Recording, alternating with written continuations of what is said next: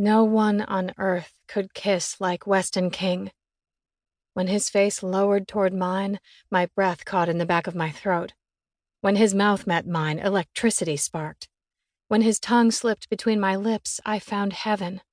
My toes literally curled, just like the trite expression suggested. My heart pounded against my rib cage, goosebumps stood up along my skin, butterflies flitted in circles in my belly. Every cell, every fiber of my being felt his invasion. His kiss turned a body of flesh and blood and bone into something bigger, something combustible, something charged, something aflame. At least that's what I imagined his kisses were like. My only evidence was based on observation, and of that, I had plenty. The girl he'd chosen to hook up with tonight definitely looked about to burst into flames with the way she was wriggling and writhing against him. Nichette? Was that her name? Or Nikita? It had been hard to hear her over the din of the party when she'd introduced herself to him an hour ago, and he'd only said it once or twice since then. It was something unusual and a bit pretentious, and it blurred together with all the other unusual, pretentious names of his previous hookups. A guy I recognized from my economics class stumbled past, laughing with his buddies, and I pressed tighter to the wall, clutching my red Solo cup so it wouldn't spill.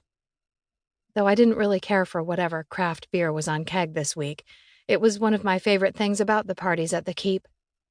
The main attraction was always craft beers and liquor. Most of the other rich Harvard students liked to draw crowds to their soirees with prescription drugs and recipes so experimental the FDA hadn't even had time to disapprove them yet. The boys at the Keep kept things simple and, except for a fair amount of underage drinking, legal. For those who might not want a blot on their past, I'd heard Brett Larrabee, the self-designated house manager, state on more than one occasion. Usually when he was trying to convince a guy to suck his dick with his "one day I'm going to be a senator" pickup routine. I had to give him credit. It usually worked. My other favorite thing about the parties at the Keep was Weston King. It was actually the only reason I ever went to any of the shindigs. I was absolutely intrigued with him for no good reason other than that he was hot, charming, and wealthy. He was my addiction, my obsession, my crush. Gotta love hormones. I'd noticed Weston on the first day of Intro to Business Ethics. I'd taken a seat in the front of the classroom, because I was that kind of girl, and he'd walked in late, because he was that kind of guy, smirking at something on his cell phone. The grin was still on his face as he tucked his phone in his back pocket, the glimmer still in his blue eyes. Ice blue eyes. The class was in a lecture hall, so it took him several seconds to cross the room, and I couldn't stop staring. I watched him the entire way, watched him brush his hand through the dark blonde hair that swooped over his forehead, watched him give a wink to the teacher's assistant who was glaring at him for being tardy.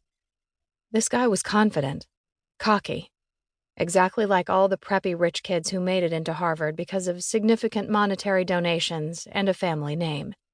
He was the kid I wanted to hate, and I'd arrived in Cambridge with my scholarship and my father's lifetime savings wiped out, planning to do exactly that. But then his gaze crossed mine, and I don't even think he actually saw me, but I saw him, and what I saw was fascinating. It was ease and charm and privilege, and it made me buzz, made me breathe, made me blush with thoughts too dirty for an ethics class. It definitely made me forget every intention I had of hating his kind. Instead, I wanted to know more. It wasn't hard to find out about him.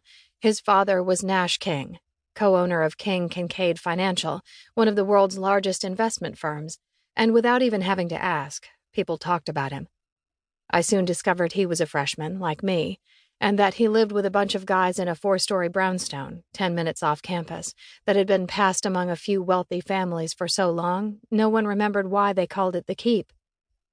The house was famous for the parties they threw every weekend, and though it was now late October, and Weston had never once spoken to me or looked at me directly or even indicated that he knew I was alive, I'd come to every one. Every time, I spent the evening in a corner, watching him pressed up against some girl. Always a different corner.